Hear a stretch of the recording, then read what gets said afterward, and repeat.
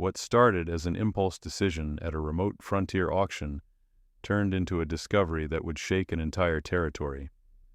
Sarah Mae Thornton thought she was saving 3 nameless children from a life of misery. She had no idea she was harboring the governor's missing kids, the same children whose faces had been posted on wanted posters across every town and settlement for months. When the youngest child whispered her name in that isolated mountain cabin, Sarah Mae realized this wasn't just about rescue anymore.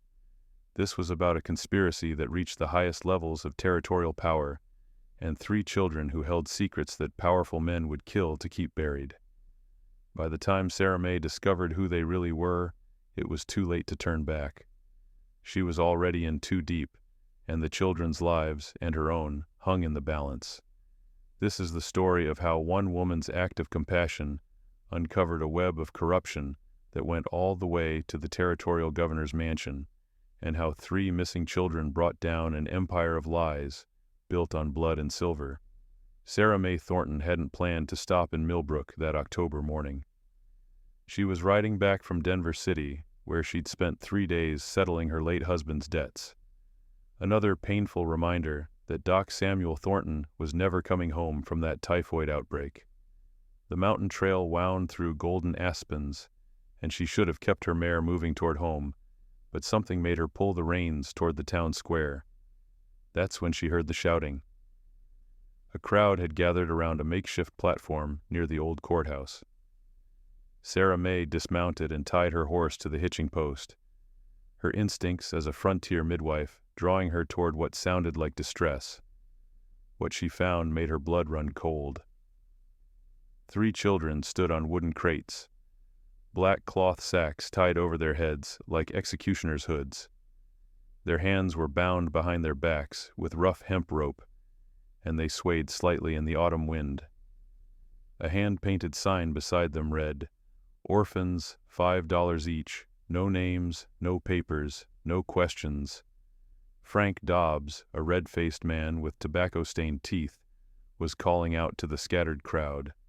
"These 3 been passed between more homesteads than a bad horse," he shouted, scratching at his suspenders.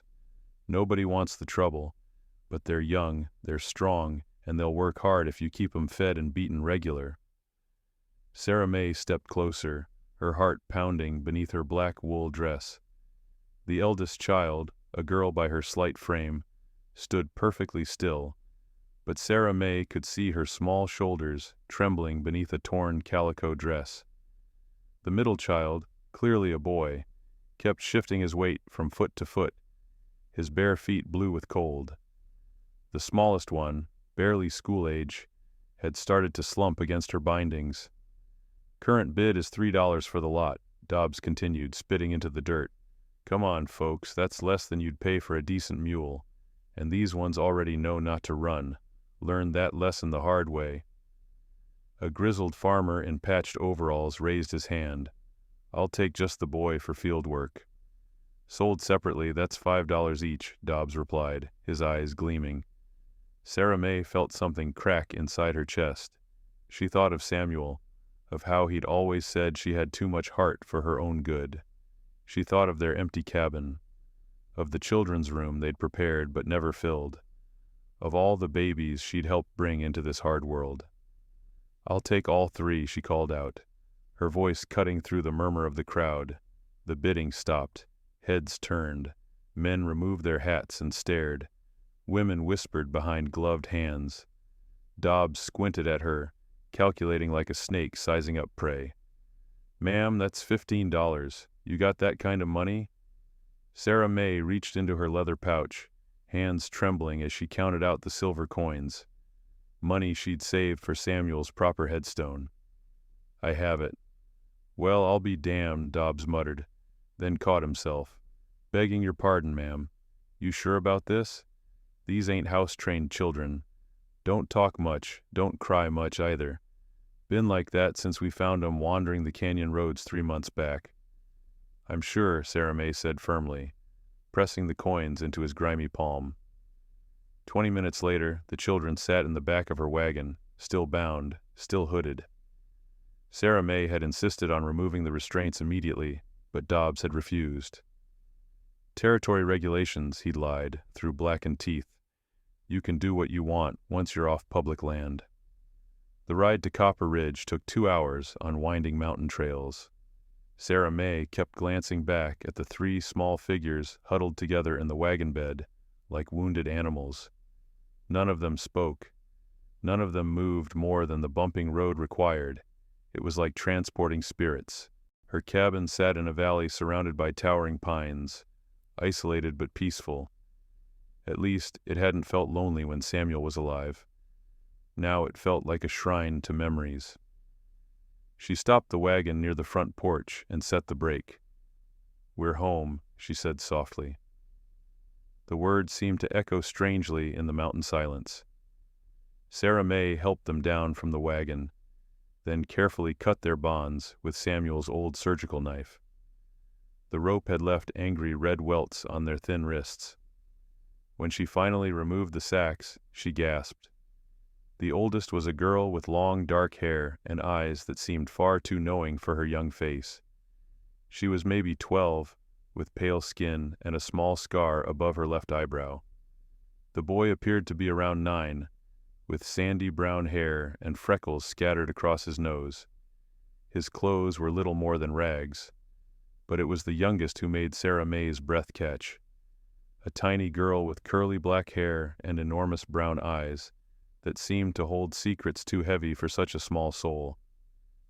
She couldn't have been more than 6 years old. "What are your names?" Sarah May asked gently. The older girl spoke first, her voice hoarse from thirst. "I'm Sophia. This is Marcus, and that's Luna." Sarah May knelt down to Luna's level. "Hello, Luna. I'm Sarah May. Are you hungry?" The little girl stared at her for a long moment, then whispered something that made Sarah May's heart stop. "Miss Sarah May," Luna said quietly, as if she'd known the name her entire life. Sophia and Marcus exchanged startled glances. Sarah May felt the world tilt beneath her feet. "How do you know my name, child?" Luna just smiled, the first expression of anything but fear Sarah May had seen, and reached out to take her weathered hand. The silence stretched between them like a held breath. Sarah May stared down at Luna's small hand in hers, the child's words echoing in her mind. How could this little girl possibly know her name? She'd never seen these children before in her life, yet Luna had spoken it with such certainty, such familiarity. "Come inside," Sarah May finally said, her voice gentler than she'd heard it in months. "You're all half frozen." The cabin felt cavernous with 4 people instead of 1. Sarah May moved quickly, lighting the oil lamps and stoking the fire in the stone hearth. The children stood just inside the doorway, still as statues, watching her every movement with the wariness of creatures who'd learned that sudden movements meant pain. "Sit," she said, gesturing to the wooden chairs around her kitchen table. "Please." They moved like shadows, Sophia helping Luna into a chair, while Marcus remained standing, his eyes darting between the windows and the door. Sarah May noticed how he positioned himself, always between his sisters and any potential threat. Too young to be a protector, but already carrying that weight. She pulled down a jar of preserved peaches from the shelf, then sliced thick pieces of bread she'd baked just yesterday. The children watched but didn't reach for the food, even when she placed plates in front of them. "It's safe," she said softly. "No one's going to take it away." Sophia was the first to move, taking a small bite of bread and chewing slowly, as if testing whether it was real. Only after she nodded did Marcus and Luna begin to eat. They consumed the food like they expected it to vanish, quick, desperate bites between nervous glances. Sarah May busied herself heating water for baths, giving them space to feel less observed. Through the kitchen window she could see storm clouds gathering over the peaks. They'd made it home just in time. "There's a washroom behind the kitchen," she said when they'd finished eating. "Clean clothes are in the trunk by the window. Sophia, you go first, then Marcus. Luna, you're last, and I'll help you if you need it." Sophia stood slowly. "Why are you doing this?" The question hung in the air like smoke. Sarah May turned from the stove, studying the girl's two old eyes. Because you need help. People don't help for nothing. Some people do, Sarah May replied. My husband used to say that kindness doesn't cost anything, but it's worth everything. Sophia's expression didn't change, but something flickered behind her eyes. She took the clothes Sarah May offered and disappeared into the washroom. While the children bathed, Sarah May prepared beds. She had a small room off the main cabin that Samuel had intended for their children who never came. Now she pulled out quilts that smelled of lavender and cedar, arranging them on the floor by the hearth where it would be warmest. Marcus emerged from the washroom first, his hair damp and his face scrubbed clean. The clothes were too big, but he'd rolled the sleeves and cuffs. Without the grime, Sarah May could see he had intelligent eyes and a stubborn set to his jaw that reminded her of herself. You got any chores need doing? He asked abruptly. Sarah May paused in her bed-making. Why? Gotta earn my keep somehow. You're not here to work, Marcus. You're here to be safe. He looked at her suspiciously. Nobody feeds you for free. I do, she said simply. At least here. When Luna emerged from her bath, her curly hair fluffed around her head like a dark halo. The clean dress hung loose on her tiny frame, but her cheeks had more color than before. She padded over to Sarah May on bare feet. Miss Sarah May, she whispered. Yes, sweetheart? In my dreams, a lady told me you'd come. She said you'd take care of us. Sarah May's hands stilled on the quilt. What lady? I don't know. She was pretty, and she smelled like flowers. She said not to be scared because you'd find us. Sophia, who had been quietly braiding her wet hair, looked up sharply. Marcus stopped examining the books on Samuel's shelf. The room went very still. Luna, Sophia said carefully, you had the dream again? The little girl nodded. But this time she was right. Miss Sarah May did come. Sarah May knelt down to Luna's level, her heart beating strangely fast. What else did the lady tell you? She said we'd be safe now. She said ... Luna's voice dropped to barely a whisper. She said our papa is looking for us, but the bad men won't let him find us. She said you'd keep us hidden until it's safe. The words hit Sarah May like a physical blow. Papa. These weren't orphans at all. Somewhere a father was searching for his children, and somehow they'd ended up on an auction block in a frontier town, being sold like livestock. Your father, she said slowly. What's his name? The three children exchanged glances. It was Sophia who finally answered, her voice barely audible. We can't tell you. They said if we ever told anyone who we really are, they'd kill us all. Thunder rumbled overhead, and the first drops of rain began to tap against the windows. Sarah May looked at the three frightened faces around her, and realized that whatever she'd stumbled into was far more dangerous than a simple rescue. But as Luna curled up against her side, small and trusting, Sarah May knew there was no turning back. Then we won't tell anyone, she said firmly. We'll keep the secret together. Outside, the storm began in earnest, but inside the cabin, for the first time in months, the silence didn't feel empty. The first warning came 3 days later, slipped under the cabin door while Sarah May was tending to the animals at dawn. The paper was fine quality, too expensive for most folks in these parts, with words written in careful script. What you've taken doesn't belong to you. Return them, or face the consequences. Sarah May crumpled the note and threw it into the fire before the children could see it. But as she watched the paper curl and blacken, a chill ran down her spine that had nothing to do with the morning cold. The children had begun to settle in, though their wariness lingered like shadows at dusk. Marcus had taken to chopping kindling without being asked, his small hands gripping the hatchet with determination that broke Sarah May's heart. Sophia helped with cooking and mending, her nimble fingers working patches onto Marcus's torn shirt. Luna followed Sarah May everywhere, chattering softly about the flowers in her dreams and the lady who visited her sleep. But it was the way they still flinched at unexpected sounds that reminded Sarah May they were far from safe. On the fourth day, Reverend Samuel Cross rode up to the cabin just as Sarah May was hanging laundry on the line.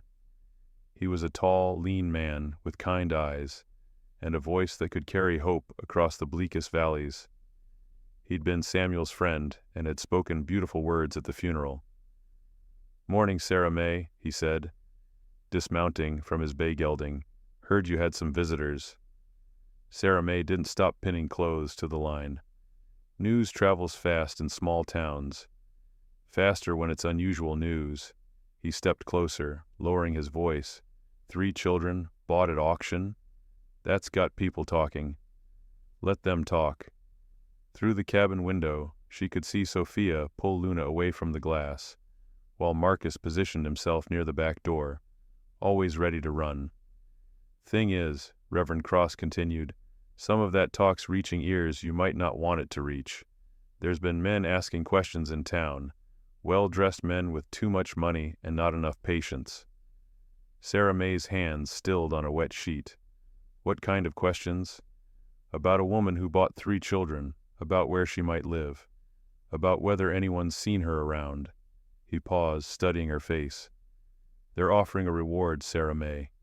Substantial money for information about those children." "They're not for sale," she said sharply.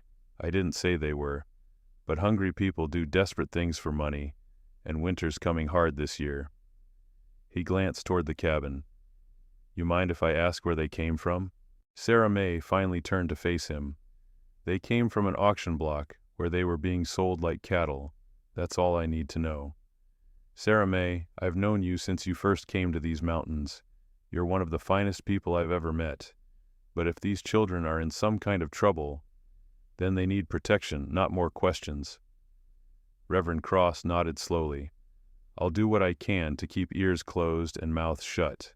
But you should know, there's talk of involving the territorial marshal. These men who've been asking questions, they claim those children were kidnapped." The word hit Sarah May like a slap. Kidnapped. From their legal guardian. "They have papers, Sarah May. Official-looking documents." She thought of Luna's whispered words about bad men who wouldn't let their papa find them. Of Sophia's fear about telling anyone who they really were. Of Marcus's protective stance and 2 old eyes. "Papers can be forged," she said finally. "They can, but can you prove these are?" Before Sarah May could answer, Luna appeared in the doorway, her small face serious. "Miss Sarah May? The man wants to hurt us." Reverend Cross knelt down to Luna's level, his expression gentle. "What's your name, little one?" Luna looked at Sarah May, who nodded encouragingly. "Luna. That's a beautiful name. Luna, I'm Reverend Cross. I help people, just like Miss Sarah May does. Can you tell me about your family?" Luna's eyes went wide with fear. "We can't tell. They said they'd hurt Papa if we told." Sarah May felt her heart clench. She stepped between Luna and the Reverend, scooping the child into her arms. "That's enough questions for now." Reverend Cross stood slowly, his face troubled. "Sarah May, if someone's threatening these children, then I'll protect them. You can't fight the whole territory. I can try." That evening, after the Reverend had gone, Sarah May sat the children down by the fire.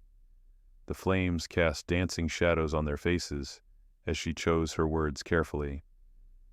"There might be people coming here," she said. "People who want to take you away." Marcus's jaw tightened. "We won't go. I won't let them take you. But I need to know. Are you in danger from these people?" Sophia wrapped her arms around Luna protectively. "They took us from our beds in the middle of the night.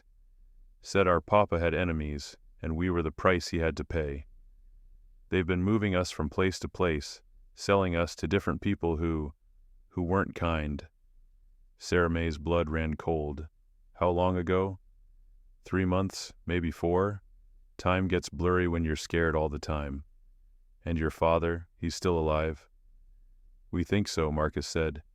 "They keep us alive because he's still looking, but they said if he gets too close, they'll..." He couldn't finish the sentence. Sarah May pulled all 3 children close. Listen to me. Whatever happens, we stay together. And no one is going to hurt you while I'm breathing. That night, she loaded Samuel's rifle and kept it by her bed. Outside, the wind howled through the pines, and every sound made her heart race. The second warning came at dawn. A dead rabbit left on her doorstep, its neck snapped clean. No note this time. The message was clear enough. The attack came on a Tuesday morning when the first snow was dusting the peaks. Sarah May had ridden into Millbrook for supplies, leaving the children with strict instructions to stay inside and keep the doors barred. The town felt different, eyes that lingered too long, conversations that stopped when she passed, an undercurrent of tension that made her skin crawl. At the general store, Mrs. Adelaide Pierce leaned across the counter with the urgency of shared secrets. Sarah May, you need to know. There's been strangers camping up near Devil's Canyon, well-armed men asking about your place. Sarah May's blood chilled. How many? Half-dozen, maybe more. They've got government papers, claim they're tracking kidnappers.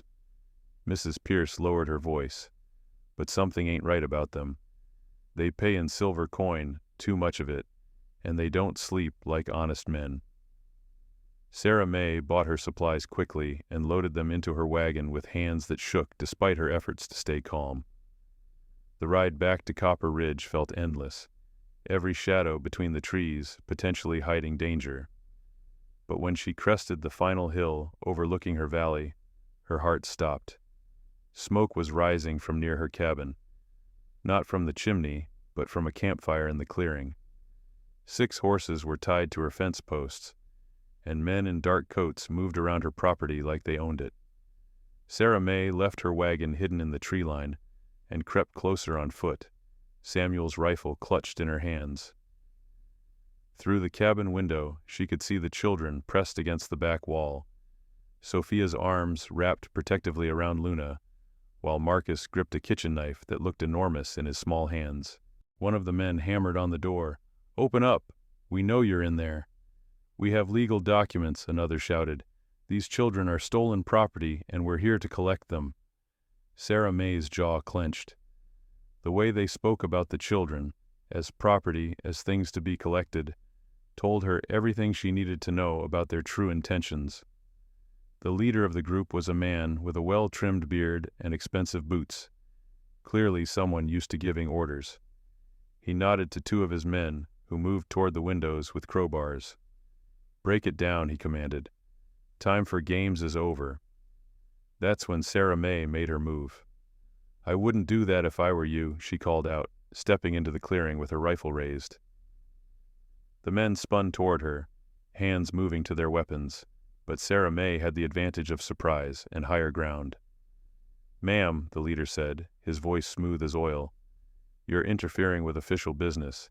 These children were kidnapped from their legal guardian. We're here to return them." "Funny," Sarah May replied, not lowering her weapon. "They tell a different story. Say they were taken from their beds in the night. Say someone's been selling them like livestock." The man's eyes hardened. Those children are confused. They've been traumatized by their ordeal. They don't remember things clearly. They remember enough. Sarah May stepped closer, her rifle trained on the leader's chest. They remember bad men who threatened their father. They remember being moved from place to place. They remember being hurt. "You're making a mistake, ma'am. We have documentation. Show me." The man reached into his coat, but instead of papers, his hand emerged with a pistol. Sarah May was faster. Her shot echoed across the valley, and the man stumbled backward, clutching his shoulder. "Next one goes center mass," she warned, already working the bolt action. The other men had drawn their weapons, but they hesitated. A woman who could shoot that accurately wasn't someone to underestimate. "You can't fight us all," one of them snarled. "Maybe not," Sarah May admitted, "but I can take at least 3 of you with me, and I'm betting you boys aren't getting paid enough to die for this." Inside the cabin, she could hear Marcus shouting, "The back window! Sophia, take Luna and run." The standoff stretched like a taut rope. Sarah May's arms ached from holding the rifle steady, but she didn't waver. The wounded leader pressed a bandana to his bleeding shoulder, his face twisted with rage. "This isn't over," he spat. "You have no idea who you're dealing with." "Neither do you," Sarah May replied coldly. The sound of approaching hoofbeats broke the tension. 3 riders crested the hill. Reverend Cross and 2 of the town's deputies, drawn by the gunfire. The strangers looked at each other, calculating odds that had suddenly shifted against them. "We'll be back," the leader promised, mounting his horse awkwardly with his wounded arm. "And next time, we won't come asking nicely." They rode off into the gathering dusk, leaving behind only the smell of gunpowder and the promise of future violence. Reverend Cross dismounted quickly. "Sarah May, are you hurt?" "I'm fine, but they're not done with us." Inside the cabin, the children clung to her, like she was their anchor in a storm. Luna was crying silently. Sophia's face was pale as winter snow, and Marcus still gripped the kitchen knife. "Pack light," Sarah May told them. "We can't stay here anymore." "Where will we go?" Sophia whispered. Sarah May looked out the window at the mountains that had been her sanctuary, now turned into a trap. "Somewhere they can't find us. Somewhere safe." But even as she said the words, she wondered if such a place existed. They fled in the darkness before dawn, taking only what they could carry.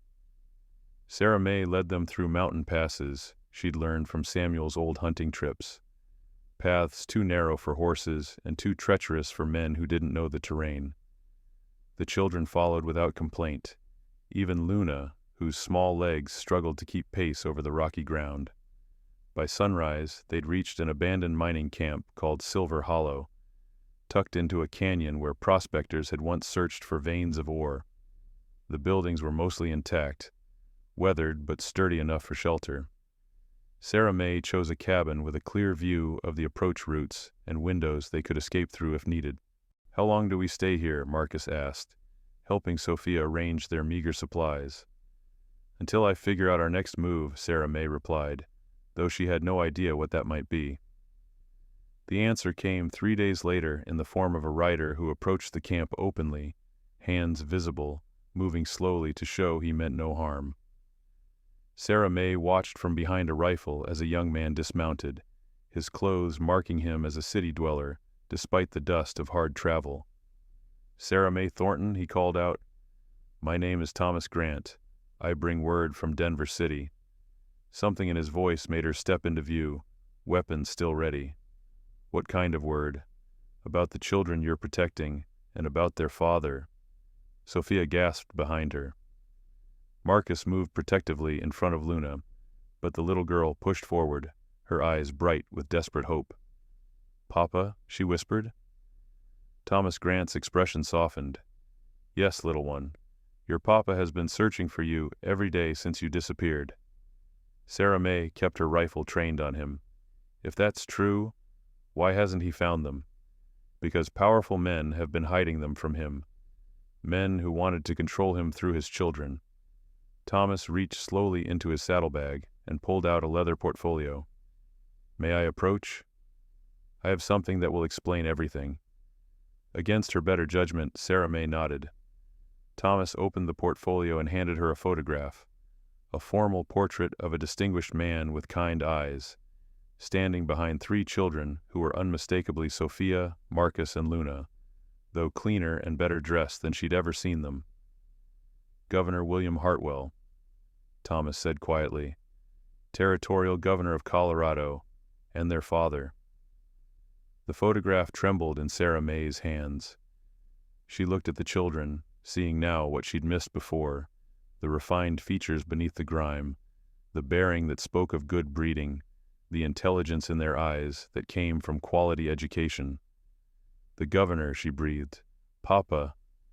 Luna broke free from Marcus's restraining hand and ran to look at the photograph. "That's our papa."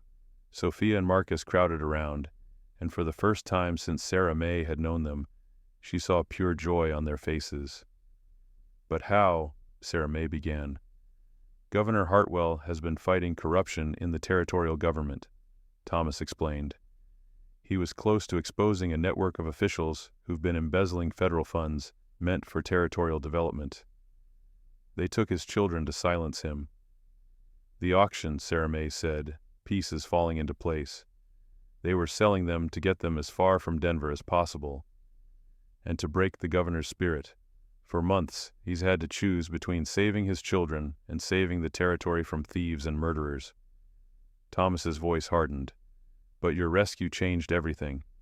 When those men failed to retrieve the children from your cabin, they had to report back to their superiors. We've been tracking their movements ever since. Marcus stepped forward, his young face serious. Is Papa safe? He's alive, but he's walking a dangerous line. The men who took you are getting desperate. They know their time is running out. Thomas looked at Sarah May. That's why I'm here. The governor wants to reunite with his children, but it has to be done carefully. One wrong move, and they'll kill him rather than face exposure. Sarah May felt the weight of responsibility settling on her shoulders like a mountain. What do you need from us? There's a safe house in Iron Creek Junction, run by people loyal to the governor. If you can get the children there, we can arrange a reunion. Thomas paused. But the journey is dangerous. Those men you fought off, they have friends, and they're watching every road between here and Denver. Then we don't take the roads, Sarah May said firmly. That night, as the children slept peacefully for the first time in days, dreaming of their father, Sarah May sat with Thomas by the dying fire. He'd told her more about the corruption network. Judges bought and paid for, marshals on criminal payrolls, entire towns under the control of men who saw the law as something to be purchased rather than served. Governor Hartwell isn't the only one fighting this, Thomas said. There are others, honest lawmen, brave citizens, people who believe the territory deserves better, but they need proof, and they need the governor free to act. The children are that proof. They're witnesses to how far these men will go. Their testimony, combined with what the governor has already uncovered, will bring down the entire network. Sarah May stared into the coals. And if we fail? Then Colorado territory remains in the hands of criminals, and those children become orphans for real. The next morning, Sarah May began planning their route to Iron Creek Junction. It would take them through some of the most dangerous country in the territory, but it was their only chance. As she traced the path on Thomas's map, Luna appeared at her elbow. Miss Sarah May? In my dream last night, the flower lady said, "You're very brave." Sarah May looked down at the child, who had somehow known her name from the first moment they met. What else did she say? Luna smiled. She said, "We're going home." The journey to Iron Creek Junction took 6 days through country that seemed determined to kill them. They traveled by night when possible, sleeping in hidden caves and abandoned prospector shelters during the day. Thomas proved to be more capable than his city clothes suggested. He knew the mountains, could track like a hunter, and kept watch with the vigilance of a man who understood the stakes. On the third night, they encountered their first test. Sarah May was leading the group along a narrow ridge trail when Marcus, bringing up the rear, whistled softly, their agreed signal for danger. Below them, the orange glow of campfires dotted the valley floor like fallen stars. How many? Sarah May whispered. Thomas crawled to the edge and peered down through his spyglass. 8, maybe 10 men. Armed patrol, moving systematic-like through the canyons. They're hunting us, Sophia said, her voice steady despite the fear in her eyes. Then we go higher, Sarah May decided. They climbed through the night, following game trails that twisted between towering pines and granite outcroppings.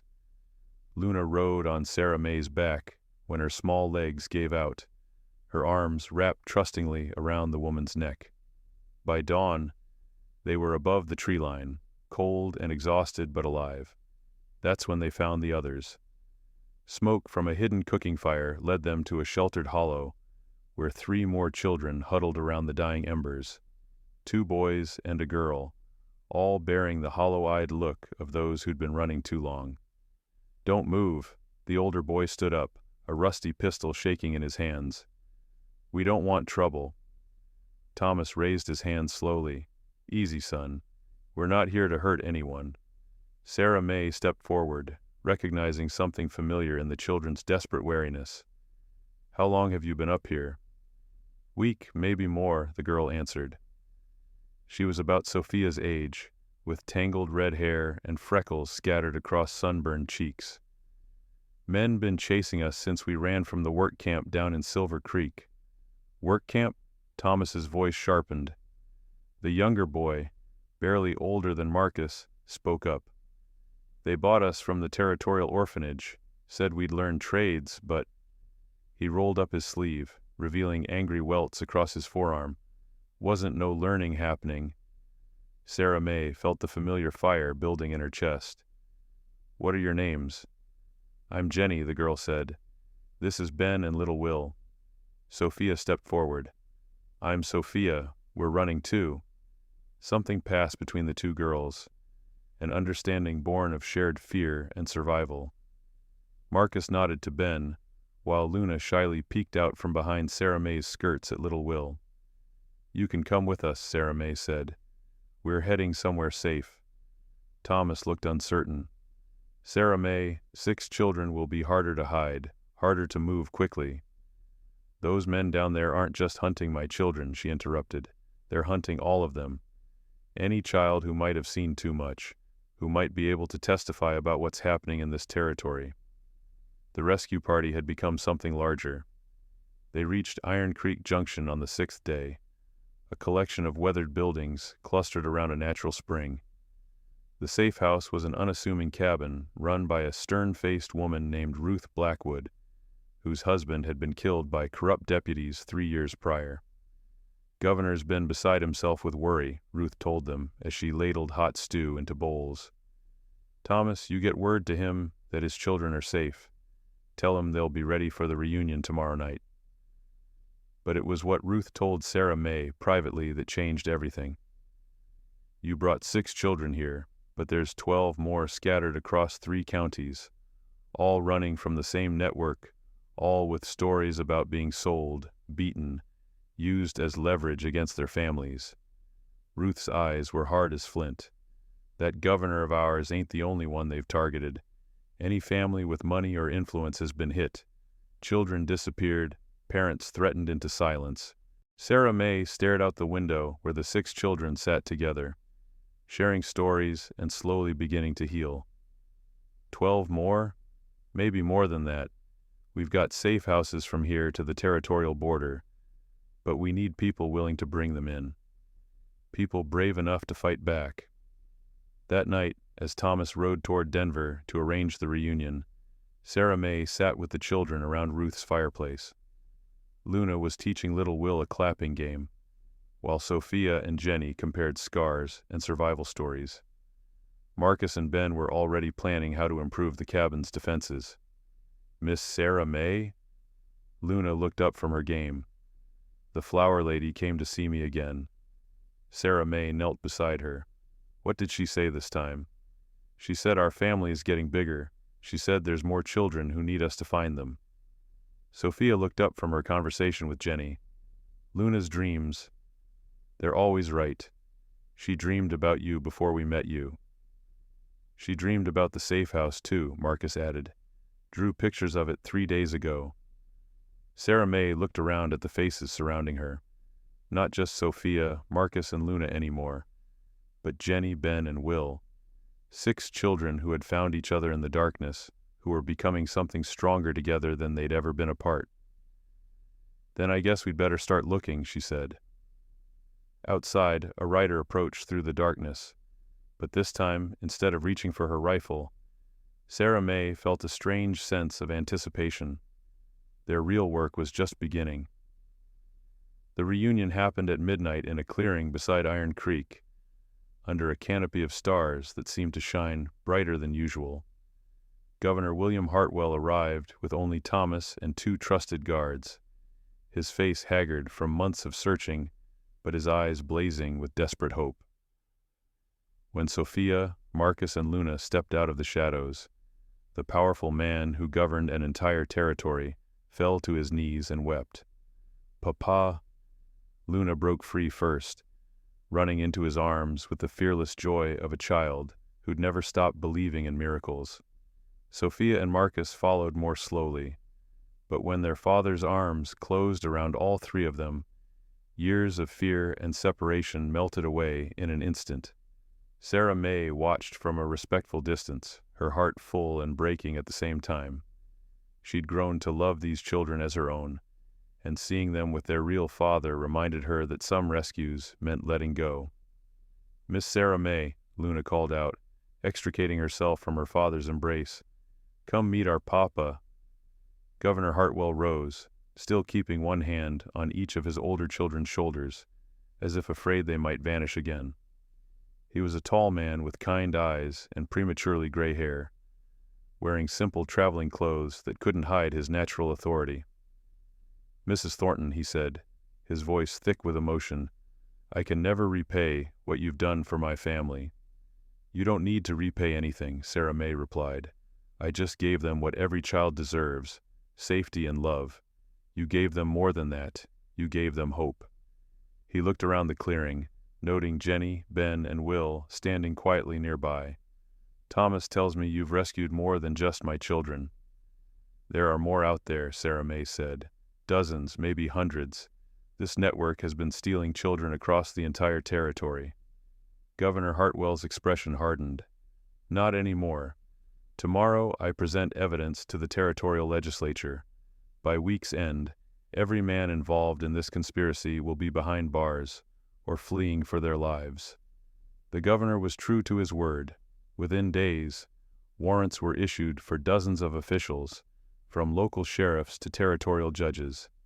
The corruption network crumbled as men who had thought themselves untouchable found themselves hunted by the very law they'd corrupted. But the real victory came in the weeks that followed. Sarah May didn't return to her old cabin. Instead, she stayed at Iron Creek Junction, working with Ruth Blackwood and a growing network of volunteers to locate and rescue the scattered children. What started as a rescue mission became something much larger, a systematic effort to heal the wounds the criminals had torn in families across Colorado territory.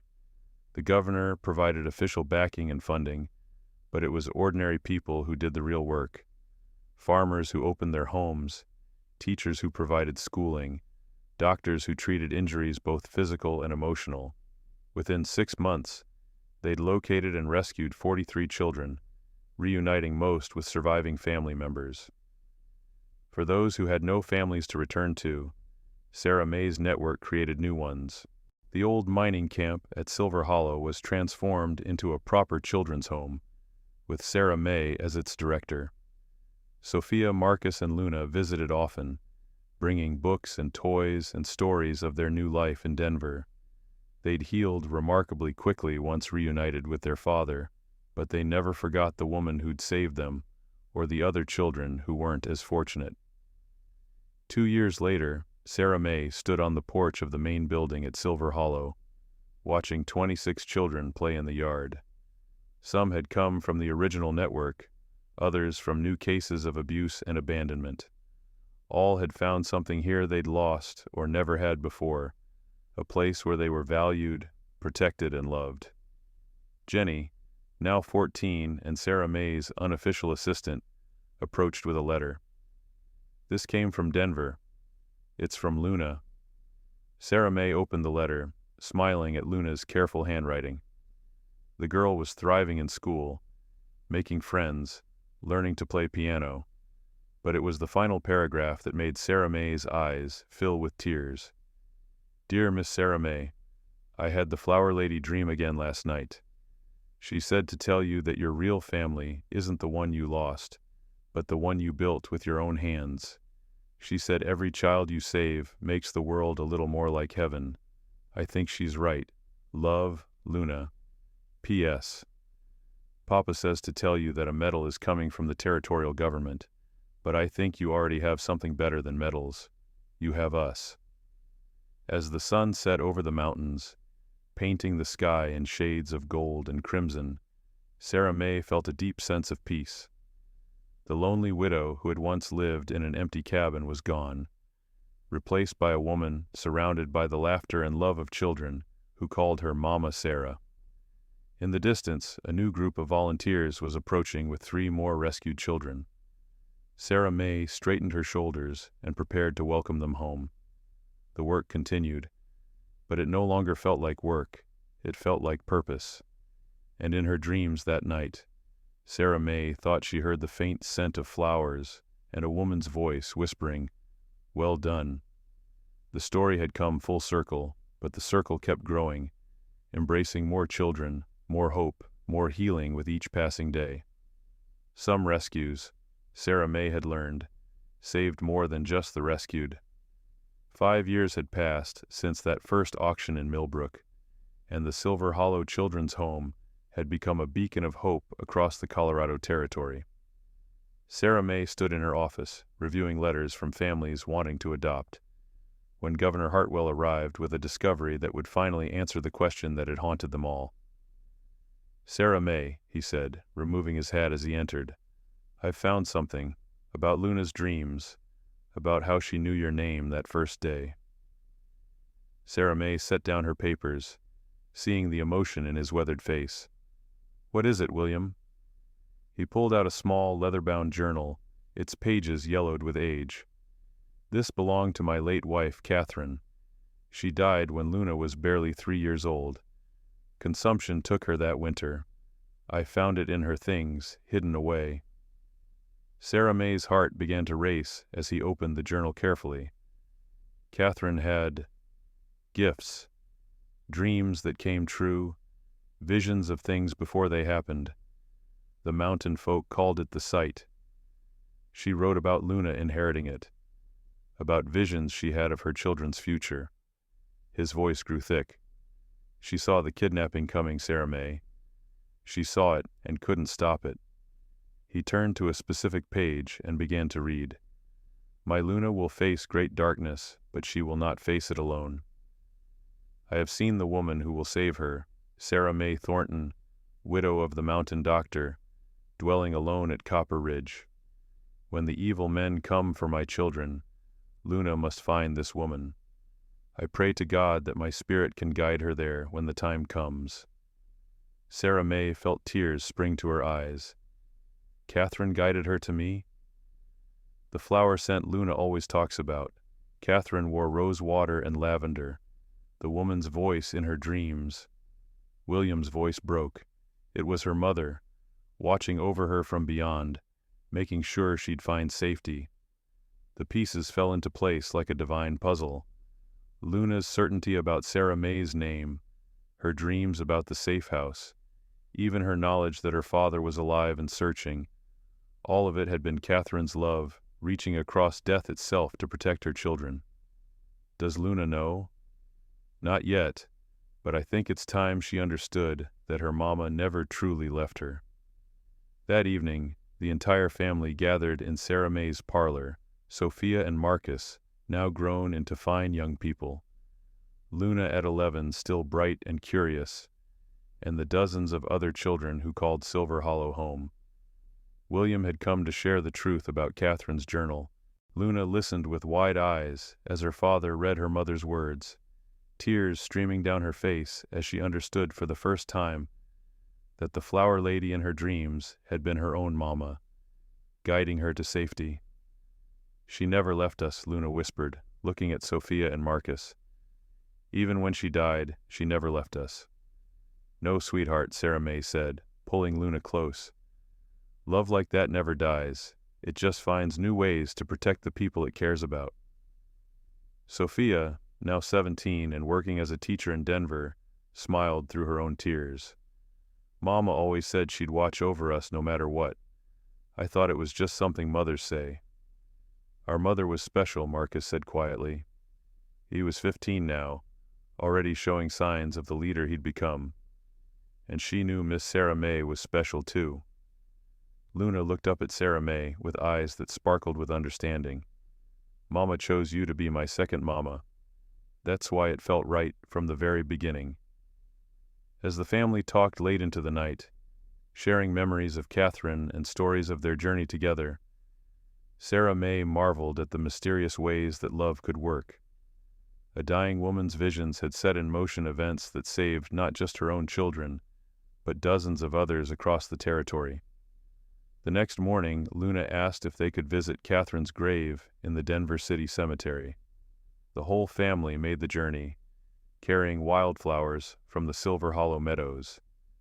As they stood around the simple headstone that read, "Catherine Marie Hartwell, beloved wife and mother," Luna placed her hand on the carved stone and whispered, "Thank you, Mama, for sending me to the right place, for making sure we all found each other." The wind stirred the pines around the cemetery, carrying the scent of mountain flowers. For just a moment, Sarah May could have sworn she smelled roses and lavender. That evening, back at Silver Hollow, Sarah May tucked Luna into bed just as she had every night for 5 years. "Mama Sarah," Luna said softly, "I don't think I'll have the flower dreams anymore." "Why not, sweetheart?" "Because I know the truth now, and because—" Luna smiled up at her, "because I have everything Mama wanted me to have, a safe place, people who love me, and you." Sarah May kissed her forehead. "Sweet dreams, Luna." As she extinguished the lamp and walked to her own room, Sarah May reflected on the miracle of it all. Catherine Hartwell had seen across time and death itself, guiding her children to safety through love that transcended the grave. The Silver Hollow Children's Home continued to grow, welcoming new children who needed healing and hope. Some came through dramatic rescues, others simply arrived on the doorstep. All found the same thing, a place where love was stronger than fear, where broken families could be rebuilt, and where guardian angels sometimes worked through the hands of ordinary people willing to open their hearts. And sometimes, late at night, when the mountain wind stirred the pines, Sarah May could swear she heard a woman's voice whispering words of gratitude across the years. A mother's love, finally at peace, knowing her children were safe and cherished. The story that had begun with mystery ended with understanding. Love had guided them all home,